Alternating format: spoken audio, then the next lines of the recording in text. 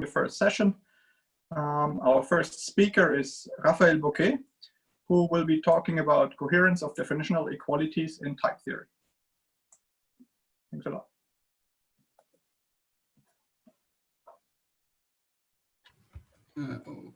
Okay, yeah, so I will be talking about the coherence of definitional equalities in type theory. So in type theory, we have at least two ways to compare terms up to equality. So we have an internal propositional equality. So two terms can be equal as witnessed by a term of the identity type, and we have definitional equalities. So terms can be strictly equal. In general, we prefer to have as many definitional equalities as possible. Because if we have a definitional equality, we don't need to transport explicitly over it. So this leads to constructions and proofs with less clutter. Well, furthermore, in homotopy type theory, we also care about the higher homotopical structure, and definitional equalities are automatically coherent. This means that we don't have to prove higher dimensional coherences all the time. But the price to pay is that we have less models if we add more definitional equalities. And often the models that we are interested in may not have as many definitional equalities as we would like. So the question now is, which equalities can be made definitional in type theory? Can you have a type theory in which both this equality and this one are definitional? So we assume that you have a weak type theory, TW, and we consider its extension to some stronger type theory, in which some equalities that we specify by this family of weak equalities, TE, are made definitional. And now the question becomes, when is the strong type theory conservative over a weak type theory? And in some cases, we already have an answer to this question, namely when the weak type theory includes uniqueness of identity proofs and is also and satisfies also some additional conditions. We know, thanks to a theorem due to Martin Hoffman, that we can actually add all propositional equalities as definitional equalities. Okay, but in this talk, the goal is to present methods to prove similar results, even in type theories that don't satisfy UIP. So let's look at some examples for motivation. So this first example is a theory of weak identity types.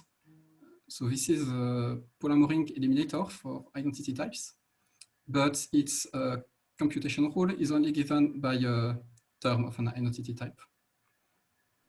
And we can consider its extension to identity types with a strict computation rule by adding these equations. And this is, well, this particular example is motivated in particular by the fact that in cubical type theory, path types only satisfy this weak computation rule. But we can also weaken other type theoretic structures such as pi types, sigma types, and so on. So this was an example of type theory that is weaker than a typical type theory, but we can also try to add more definitional equalities to a typical type theory. So, for instance, we can add we can ask for the addition on natural numbers to be strictly associative instead of just up to some internal equality, and we can also try to do the same for paths. And the last class of examples are universes of strict algebraic structures. So for instance, we can add to type theory a universe of strict propositions that will be equivalent to the usual definition of propositions. And then add definitional equalities to enforce the fact that in any strict proposition only has at most one inhabitant up to definitional equality. So now the question is this conservative over, let's say, hot? And we can ask the same question for rings. We can add a universe of strict rings. And in both cases, we can also try to add some more operations on S prop or S ring. So for instance, for strict propositions, we can add sigma types, pi types, and so on. For strict rings, we can try to add free extensions of rings, so polynomial rings. We can also try to add the localizations of rings. And the idea is that this should have a nicer computational behavior than the usual definitions in the type of all rings. Okay, so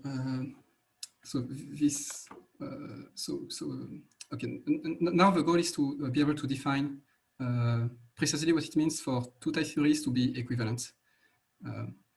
And first, we need to know what it means for models of type theory to be equivalent.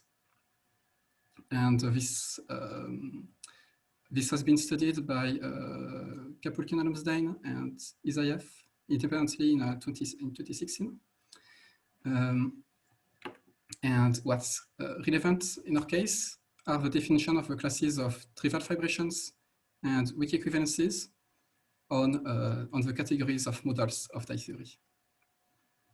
So a morphism from a model C to model D is a trivial fibration if it is surjective on types and terms, and weak equivalence if it is essentially surjective, that is surjective but only up to equivalences on types or propositional equalities on terms.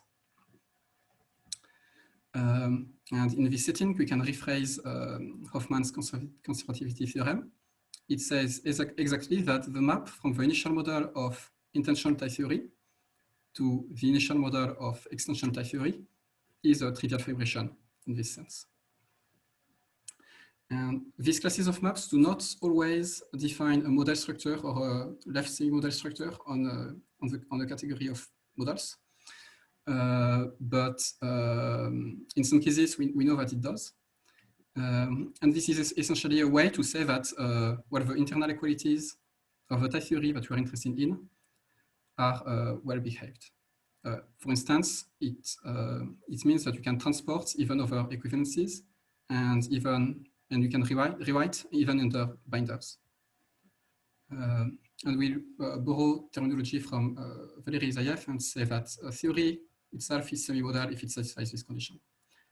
Well, and generally we are mainly interested in theories that satisfy this condition because otherwise it's probably not well behaved. And yeah, now that we have a definition of equivalence between models of type theory, we can define what it means for two type theories to be equivalent. And this definition is due to Isayev. And the idea is to look at the adjunction between the categories of models of the weaker type theory and the category of models of the stronger type theory. And there is some forgetful functor that, so this rat adjoint just forgets that a model satisfies the additional definitional equalities. And yeah, we have an adjunction. Now we can say that two type theories are weakly equivalent when for every cofibrant model, the unit of this adjunction is a weak equivalence, as previously defined. Okay, so this is restricted to cofibrant models, but it actually says something about all models of the weak type theory, because well, every model admits a cofibrant replacement. So we get a zigzag of length 2 from any weak model to some strong model. Okay. And this is exactly the same kind of situation as in one of the multiple ways to state MacLane's coherence theorem for monoidal categories. We have an adjunction between weak monoidal categories and strict monoidal categories. And in that case, we know that for every weak monoidal category, the unit of this adjunction is a monoidal equivalence.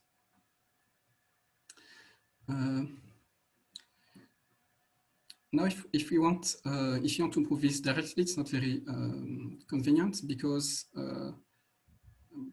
we need a description of cofibrant models that is a bit more explicit.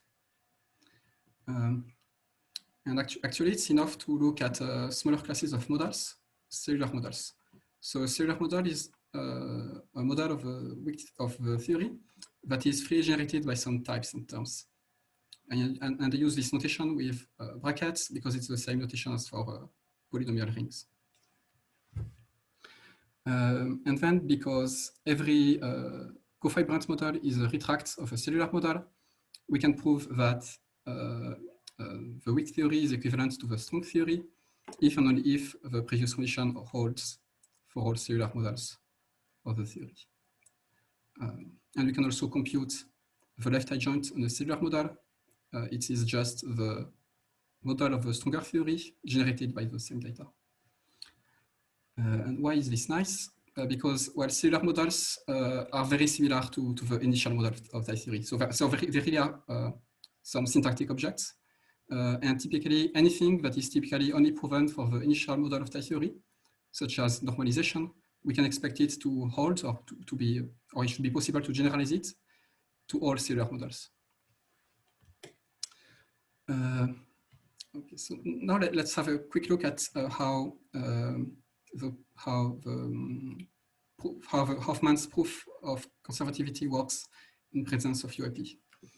The idea is to construct some quotient of a model, and for this we need to understand congruences over models of type theory. And well, very informally, a congruence is given by equivalence relations on types and terms compatible with all operations. And we can pack this data by saying that we have an extension of types to a setoid or a setoid valued presheaf of types, and then you have a family of setoids for terms. But we have to remember that terms depend on types, so it's very important to have that term, the family of setoids of terms is fibrant over the family of types. So we say that we have a fibrant congruence. And then we can check that the trivial fibrations, so the map that are surjective on types and terms, are exactly or essentially the quotients of models by fibrant congruence. In particular, if we have a fibrant congruence, its quotient exists, and the quotient in map is a trivial fibration. And then we can use some congruences to show that conservativity holds if we have UIP. But if we don't have UIP, this is not really enough. So we don't have enough data in the congruence to do the proof. Instead, we need to move to higher congruences. And the idea is that if a congruence is an extension of a model to a model valued in setoids, a higher congruence should be an extension of a model to a model valued in infinity groupoids. And yeah, the main idea in my work is that we should use a type theoretic definition of higher congruences that is inspired by Guillaume Brunnery's type theoretic definition of infinity groupoid. So the idea is that we will define, so we have this weak type theory, and we'll extend it to a new type theory, TW2. The 2 stands for 2-level because it will be a 2-level type theory. Well, the intuition is that just an ordinary model of this new type theory should be seen as a model of the weak type theory valued in infinity groupoids. So let's look at this type theory. So it's a 2-level type. So it's an extension of our base type theory. It's a 2-level type theory, so we have an outer layer with outer types and outer terms. And we view outer types somehow as infinity groupoids. So we want both, so we want the types and terms of our base type theory to be extended to infinity groupoids. So we want elements of these. So we want outer types that classify the inner types and the inner terms. And secondly, we want infinity groupoids. So we encode this by adding weak identity types to the outer layer. And we also add some pi types that that are needed for some reasons. Okay, so now we have defined this two-level type theory, and the next object that we want to define is a higher congruence over a model of the weak type theory, freely generated by the equations that you're interested in.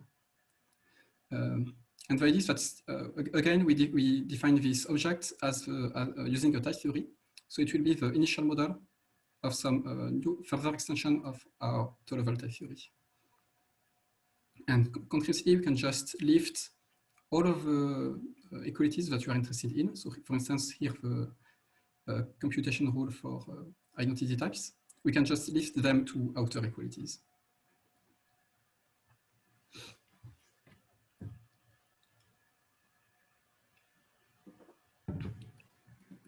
And at this point, we can check that we have the following factorization.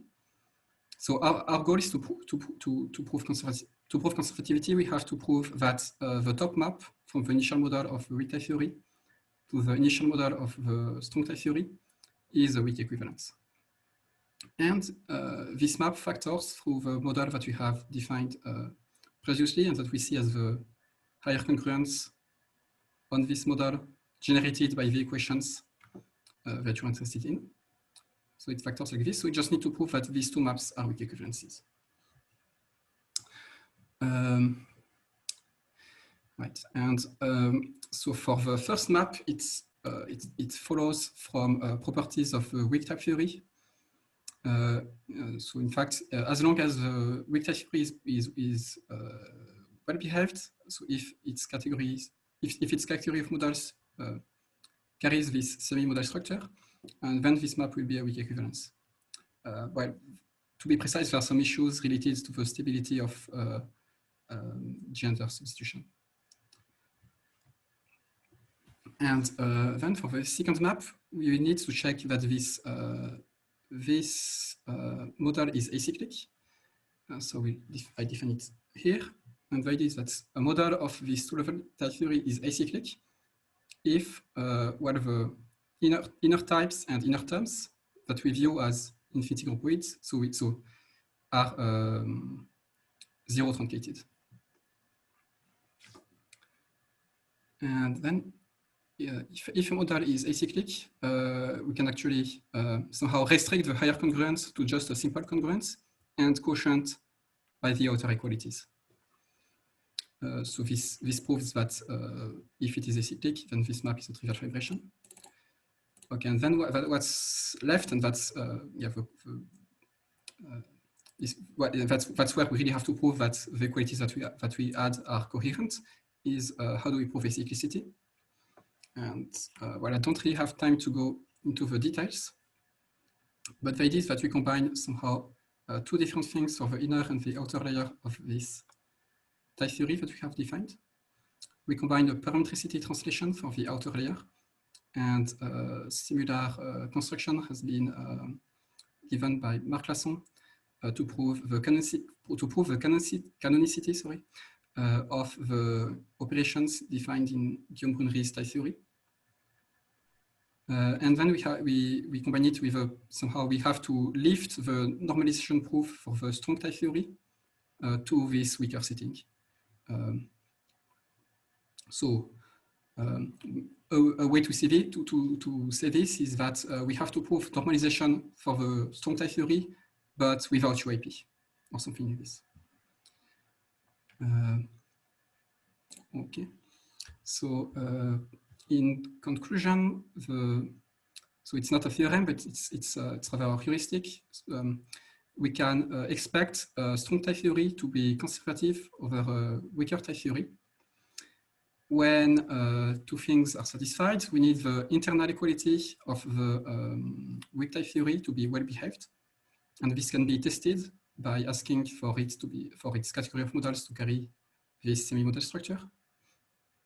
And then we need to also ask whether equations that we had to be coherent, but typically you can expect this to hold when the strong type theory is normalizing and has a well-behaved enough normalization procedure. Okay, and yeah, just one open thing is that this only works when we add some more definitional equalities. But if we want to prove, for instance, the conservativity of cubical type theory over some variant of hot, it's not, we do not only add definitional equalities, so more has to be done. I'm done. Okay, thanks so much, Raphael. Let's give you a round of silent but yet thundering applause.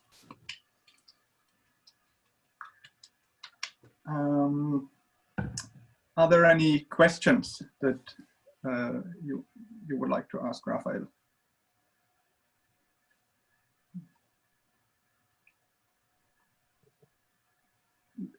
Use the raise the hand, or if you don't know where the raise the hand function is, just start speaking, unmute yourself and start speaking if you want to. Ah, Benno, I saw Benno raise his hand. Yeah, so thank you. It was a nice talk, very interesting. I'm just sort of, I mean, yeah, if you just, in this last slide, I'm just still wondering, like, what kind of type theories and what kind of type constructors, etc., does your theorem really apply to? I mean, I see this heuristic, but it still doesn't give me a good feel for what the exact strength of your method is. So generally, I expect well, I expect this to be applicable to lots of situations, and then even things that are not usually considered as type theories. So I'm trying to do the proofs for well, a definition of type theory that is quite close to at least in expressivity to Taichi Uemura's definition. But I don't know if this answers your question. But I mean, are you thinking of the type theory with identity types and sigma types and pi types and universes, or to what extent? Yeah, I think this can apply to any subset of these. Okay, thank you. Thank you. Dan Christensen had a question as well. Yeah, it was actually very similar, but maybe I'll make it even more concrete.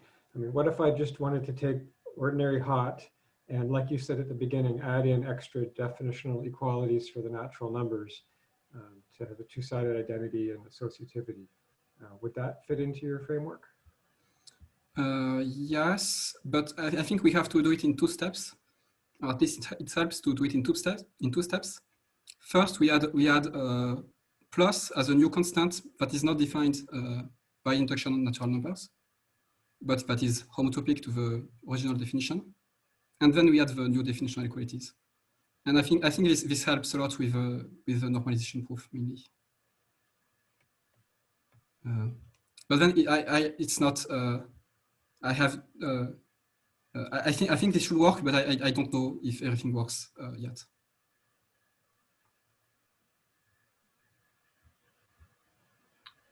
Okay. Are there any other questions?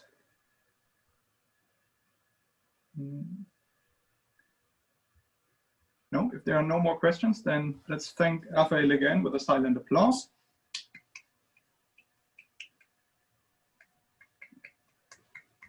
Okay, thanks a lot, Raphael. And we go on to the next talk by two